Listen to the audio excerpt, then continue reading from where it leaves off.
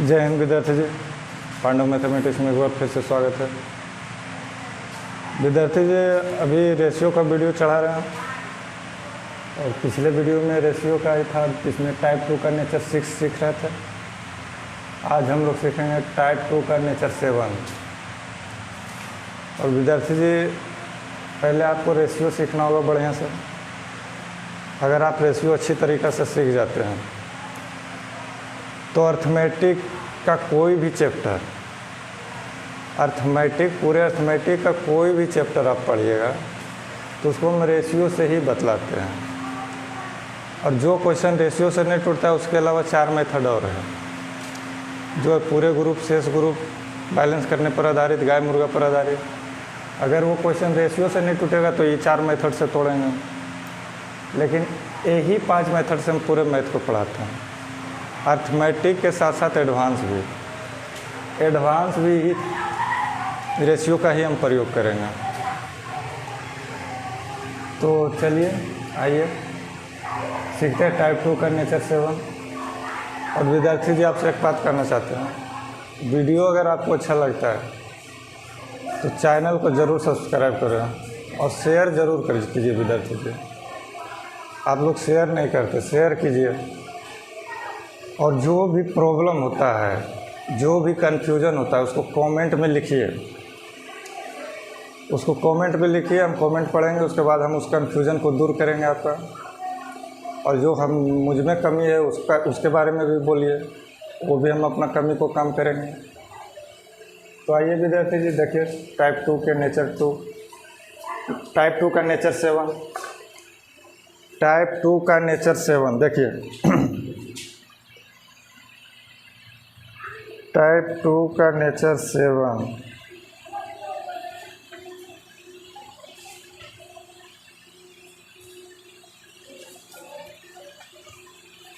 आइए।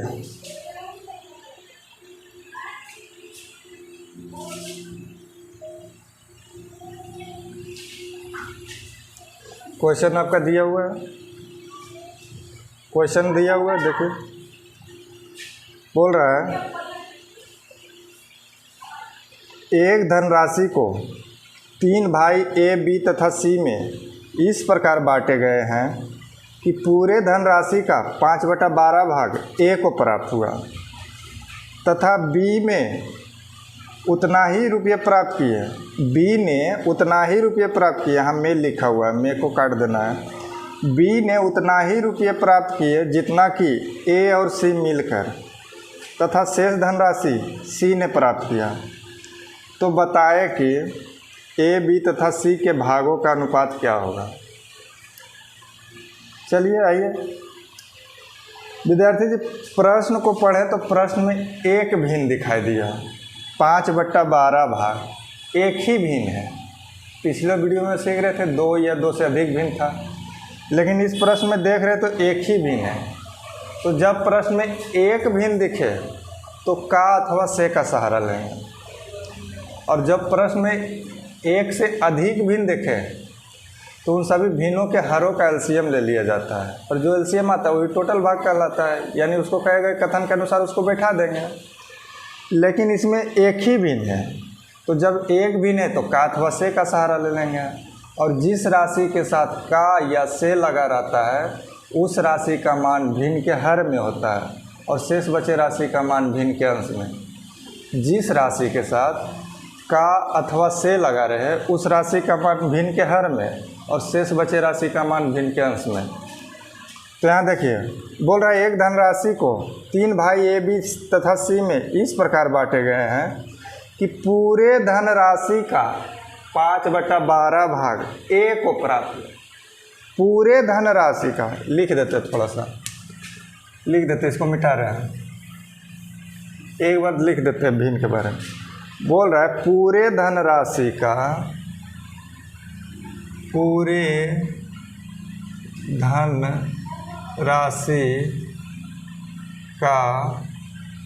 5/12 भाग ए को प्राप्त हुआ। ए को प्राप्त हुआ। हुआ। इस लाइन को हम लिख दिए, ये एक भिन्न लिखा हुआ है।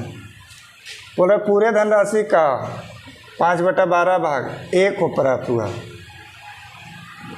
और आगे बोल रहा है तथा बी ने उतना ही रुपये प्राप्त किया जितना ए और सी मिलकर। चलिए पहले इस भिन्न से निकालिए।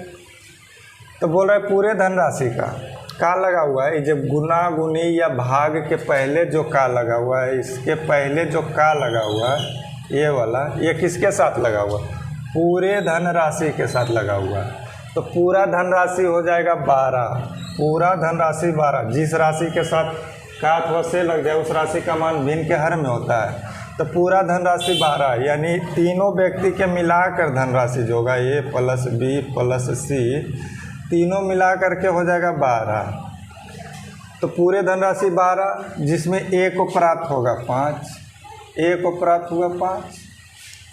पूरे धनराशि में का लगा हुआ तो पूरे धनराशि 12, यानी तीनों के मिला करके 12 जिसमें ए को प्राप्त हुआ 5। जिस राशि के साथ का अथवा से लग जाए उस राशि का मान भिन्न के हर में और शेष बचे राशि का मान भिन्न के अंश में। तो शेष राशि बचाइए, ए का मान भिन्न के अंश वाला होगा 5। और आगे बोल रहा है, आगे देखिए बोल रहा है बी ने उतने ही रुपये प्राप्त किए जितना कि ए और सी मिलकर। बी ने उतना ही रुपया प्राप्त किया जितना ए और सी मिलकर, यानी जितना बी प्राप्त किया है उतना ही ए और सी दोनों मिलकर प्राप्त किया है। यहाँ देखिएगा टोटल धनराशि 12 को ही 3 व्यक्ति में बांटना है, 12 रुपया को ही 3 व्यक्ति में बांटना है। तो यहाँ भी तो 3 व्यक्ति, 1 2 3 व्यक्ति यहाँ है। तो बी ने उतना ही प्राप्त किया जितना ए और सी मिलकर, तो जितना बी प्राप्त किया उतना ही दोनों मिलकर प्राप्त किया, यानी 12 को 2 बराबर भाग में बांट दिया है। 12 रुपये को 2 बराबर भाग में बांट दिया, तो 6 रुपये ही प्राप्त किया होगा, तो 6 रुपये ये दोनों मिलकर प्राप्त किया होगा।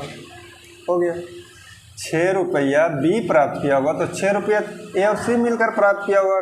क्या है कि तीनों के मिला करके 12 रुपया है, और बी ने जितना बी प्राप्त किया उतना ए और सी मिलकर प्राप्त किया है।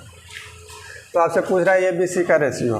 चलिए देखिए ए बी सी का रेशियो आपसे पूछ रहा है, ए बी और सी का रेशियो पूछ रहा है। देखिए बी का रेशियो तो 6 हो जाएगा, ए का रेशियो है देखिए 5 है, ए का रेशियो 5 है। ए और सी मिला करके 6 है, जिसमें ए 5 है तो सी कितना है? 1 है। 5 1 6 हो गया। अब ए बी सी का रेशियो ऐसे निकल गया, ए का रेशियो 5 अनुपात बी का रेशियो यहाँ है 6 अनुपात सी का रेशियो यहाँ है 1। ये आपका रेशियो हो जाएगा, ए बी सी का रेशियो यही हो जाएगा, ये आपका जवाब हो जाएगा। बोल रहा है, फिर से एक बार क्वेश्चन पढ़ देते हैं, एक बार फिर से समझा देते हैं हम। बोल रहा है एक धनराशि को 3 भाई ए बी तथा सी में इस प्रकार बांटे गए हैं कि पूरे धनराशि का 5/12 भाग ए को प्राप्त हुआ है। पूरे धनराशि का 5/12 भाग ए को प्राप्त हुआ है। तो क्या लगा हुआ है पूरे धनराशि में, यानी तीनों के मिला करके, तो तीनों के मिला करके जिसमें का लग गया उसका मान भिन्न के हर वाला, तो तीनों के मिला करके 12 जिसमें ए प्राप्त किया 5। अब बोल रहा है आगे कि बी ने उतना ही प्राप्त किया जितना ए और सी मिलकर। बी ने उतना ही प्राप्त किया जितना ए और सी मिलकर, तो टोटल धन है 12 को 2 बराबर भाग में बांट दिया है। जितना बी प्राप्त किया उतना ए और सी मिलकर प्राप्त किया है, तो 2 बराबर भाग में, यानी बी 6 प्राप्त किया होगा तो ए और सी मिलकर 6 प्राप्त किया होगा। अब यहाँ से ए बी सी का रेशियो लिखना है, तो बी का रेशियो तो 6 हो गया, ए का रेशियो यहाँ से देखिए, ए का रेशियो यहाँ 5 है, 5 लिख दिए। अब ए और सी मिल करके 6 है, जिसमें ए अकेले 5 है, तो सी के लिए 1 हो गया। तो ए का रेशियो 5, बी का रेशियो 6 और सी का रेशियो 1, ये अनुपात हो गया। तो अनुपात निकालना था, इसी तरह से निकालें। चलिए अगले क्वेश्चन पर आइए।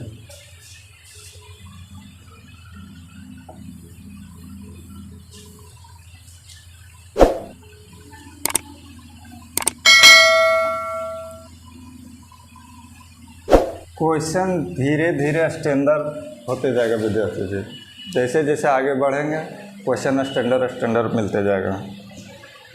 अभी तो शुरुआत भी नहीं किए हैं, अभी तो शुरुआत भी नहीं हुआ है, अभी तो बेसिक कॉन्सेप्ट ही सीख रहे हैं। क्वेश्चन आगे मिलेगा, देखिएगा कैसा कैसा। अगला बोल रहा है, देखिए अगला क्वेश्चन।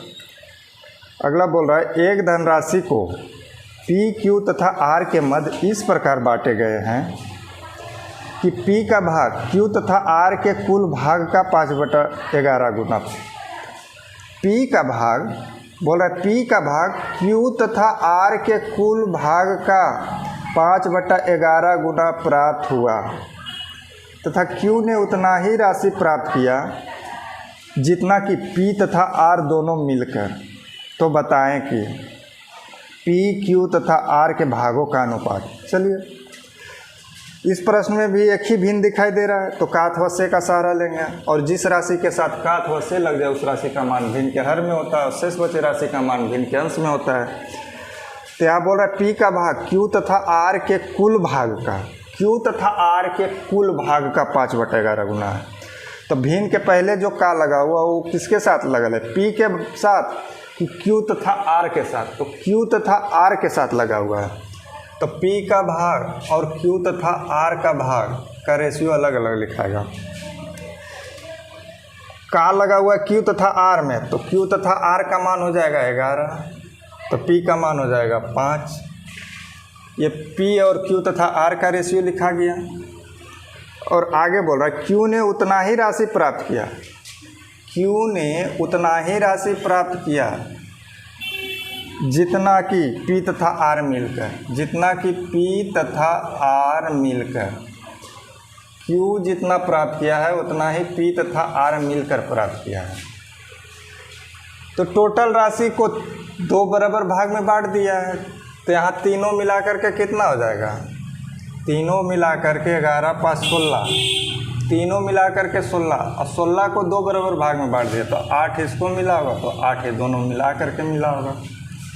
8 Q अकेले लिया होगा तो 8 में P तथा R दोनों मिला कर लिया होगा, तो 8 8 16 हो गया। यहाँ भी देखिए P 5 और Q तथा R मिल कर के 11 11 5 16। अब यहाँ से P Q R का रेशियो लिखना है, P Q R का रेशियो लिखना है, लिख दीजिए। P का रेशियो यहाँ से 5 हो जाएगा, Q का रेशियो यहाँ से 8 हो जाएगा, Q का रेशियो 8 हो जाएगा। और यहाँ से देखिए P तथा R मिलकर 8 है, जिसमें P अकेले 5 है, तो P अकेले 5 है। P तथा R दोनों मिलकर के 8 है, जिसमें P अकेले 5 है, तो R के लिए कितना हो जाएगा? 3 हो जाएगा, तो R के लिए 3 हो गया। ये रेशियो हो गया P Q R का रेशियो 5:8:3 के अनुपात में। P Q R का रेशियो 5:8:3 के अनुपात में हो जाएगा। चलिए आइए अगले क्वेश्चन पर, अगला क्वेश्चन पर आइए।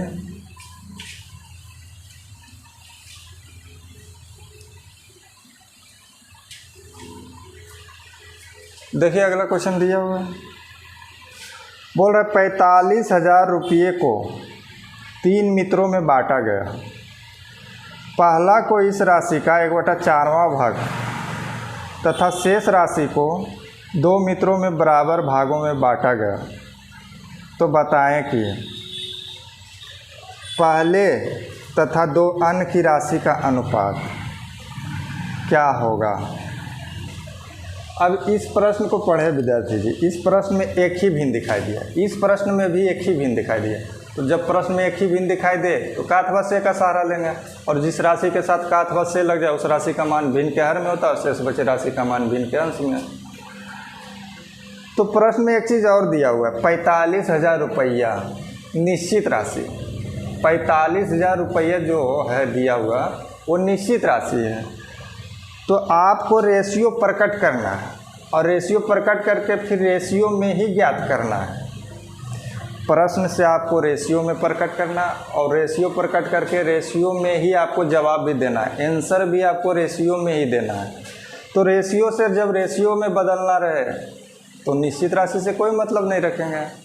जब रेशियो से रेशियो में बदलना रहे, रेशियो से रेशियो में प्रकट करना रहे, तो निश्चित राशि से कोई मतलब नहीं रखेंगे। तो ये 45,000 रुपया जो है इससे कोई मतलब नहीं रखेंगे। 45,000 रुपया को 45,000 रुपये से कोई मतलब नहीं रखना है, क्योंकि रेशियो से रेशियो में प्रकट करना है। तो निश्चित राशि से कोई मतलब नहीं रखना है, पिछले वीडियो में बताए हैं। तो बोल रहा है, फिर से पढ़ते हैं। 45,000 रुपये को 3 मित्रों में बांटा गया। पहला को इस राशि का 1/4वां भाग, पहला को इस राशि का यानी कुल राशि का, टोटल धन का। तो कुल राशि कितना हो जाएगा? कुल राशि बोल रहा है पहला को इस राशि का, पहला को इस राशि का लगा हुआ है राशि में, तो कुल राशि हो जाएगा 4, जिसमें पहला को कितना प्राप्त हुआ? 1। जिस राशि के साथ का अथवा से लग जाए उस राशि का मान भिन्न के हर में होता है।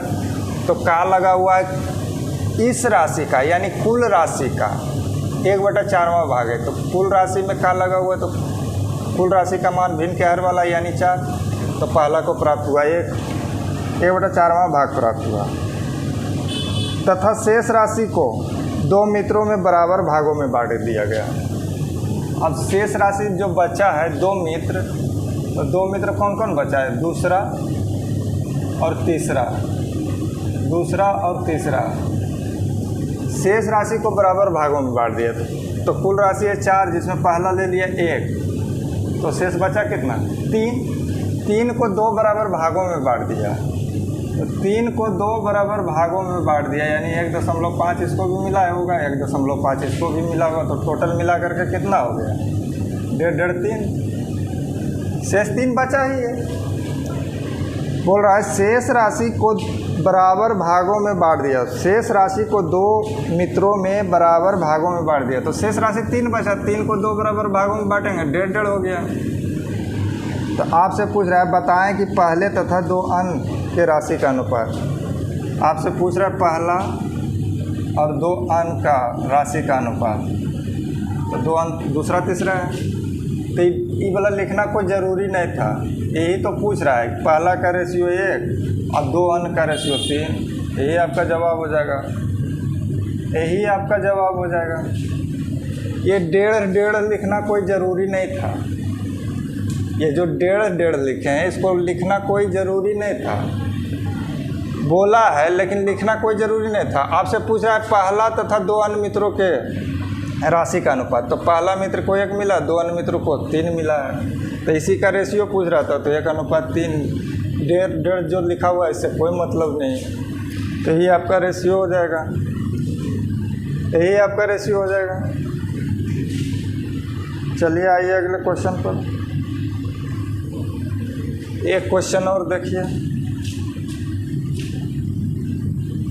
एक क्वेश्चन और देखिए।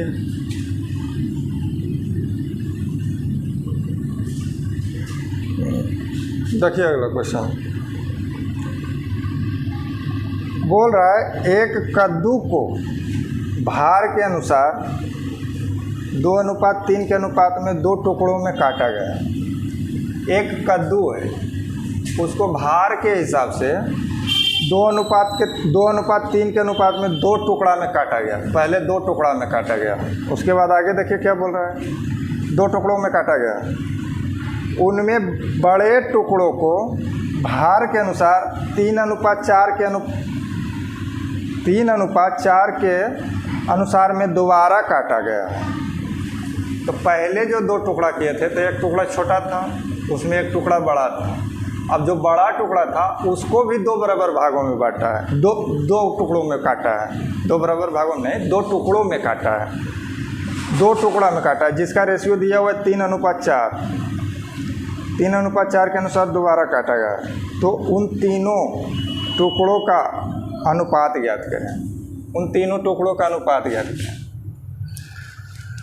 चलिए पहले कद्दू काट करके दिखाते हैं, पहले कद्दू काट के दिखाते हैं। देखिए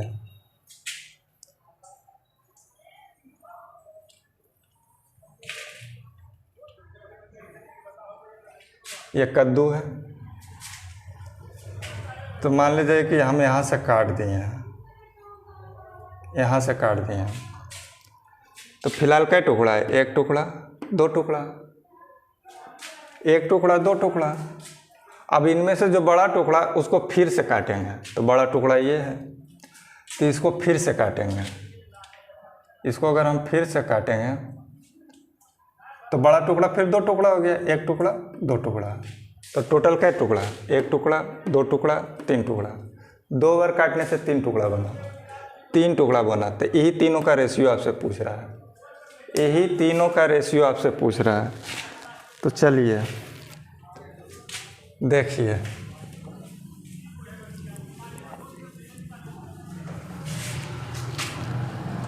देखिए कैसे ये होगा। बोल रहा है एक कद्दू को भार के अनुसार 2:3 के अनुपात में काटा गया है। एक कद्दू होगा जिसको पहला टुकड़ा होगा 2 kg का, तो दूसरा टुकड़ा होगा 3 kg का। भार के अनुसार से काट दिया, 2:3 के अनुपात में 2 टुकड़ा हो गया। पहला टुकड़ा होगा 2 kg का, तो दूसरा टुकड़ा होगा 3 kg का। अब आगे बोल रहा है, आगे बोल रहा है उनमें बड़े टुकड़ों को भार के अनुसार 3:4 के अनुसार में दोबारा काटा गया। अब इनमें जो बड़ा टुकड़ा है उसको फिर काटा गया है। तो इसको काटा गया है, ये जो है इसको काट दिया है 3:4 के अनुपात में, 3:4 के अनुपात में इसको काट दिया। बड़ा का टुकड़ा वगैरह, ये छोटा वाला है, ये बड़ा वाला है, ये बड़ा टुकड़ा है। तो बड़का टुकड़ा फिर काट दिया है 3:4 के अनुपात में। पहला टुकड़ा था 2 kg का, तो दूसरा टुकड़ा था 3 kg का। निश्चित करके सोच रहे हैं कि पहला टुकड़ा था 2 kg का, तो दूसरा टुकड़ा था 3 kg का। अब जो 3 kg वाला टुकड़ा था उसको फिर दोबारा काटा है। तो दोबारा जब काटा तो फिर पहला टुकड़ा 3 kg का, दूसरा टुकड़ा 4 kg का। तो यहाँ वजन बराबर नहीं है, यहाँ टोटल 3 ही kg का है, और यहाँ जब जोड़ रहे हैं तो 3 और 4 7 kg का हो जाता है। यहाँ बड़ा टुकड़ा 3 kg का है, और जब इसको दोबारा दो बराबर भाग में बांटे तो दोनों को जोड़ते हैं, तो दोनों को जोड़ते तो 3 और 4 7 kg का हो जाता है। तो यहाँ तो वजन बराबर है नहीं, यहाँ 3 kg का, और यहाँ जो उसी को काटे तो 7 kg का। ऐसा कभी हो नहीं सकता है।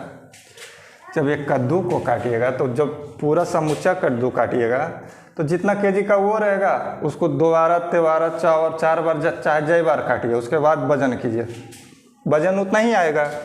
तो ये 3 kg का कद्दू था, तो उसको 2 टुकड़ा में काटा तो अब 3 kg 4 kg का बन गया। तो ऐसा तो कभी हो नहीं सकता है। तो वजन को बराबर करना पड़ेगा, जितना वजन यहाँ है उतना ही वजन यहाँ होना चाहिए। तो यहाँ वजन 7 kg है, यहाँ वजन 3 kg है, तो दोनों जगह बराबर होना चाहिए। तो बराबर करने का रूल है, नीचे वाला के ऊपर में गुना कर दीजिए, ऊपर वाला को नीचे में गुना कर दीजिए, बराबर हो जाएगा। नीचे वाला को ऊपर में गुना, ऊपर वाला को नीचे में गुना।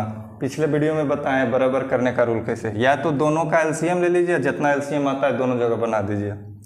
यही 2 रूल होता है बराबर करने के लिए। तो नीचे वाला को ऊपर में गुना कर देते हैं और ऊपर वाला को नीचे में गुना कर देते हैं।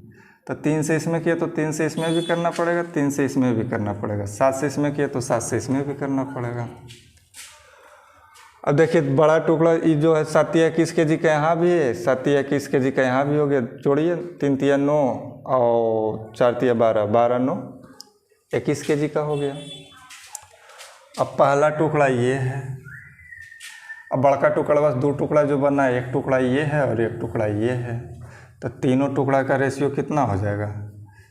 तीनों टुकड़ा का रेशियो जो हो जाएगा 7 दूना 14, दूसरा टुकड़ा 3 तिया 9 और तीसरा टुकड़ा 4 तिया 12 के रेशियो में। यही आपका आंसर हो जाएगा। तीनों टुकड़ा के अनुपात यही हो जाएगा 14:9:12 के अनुपात में। यही आपका जवाब हो जाएगा।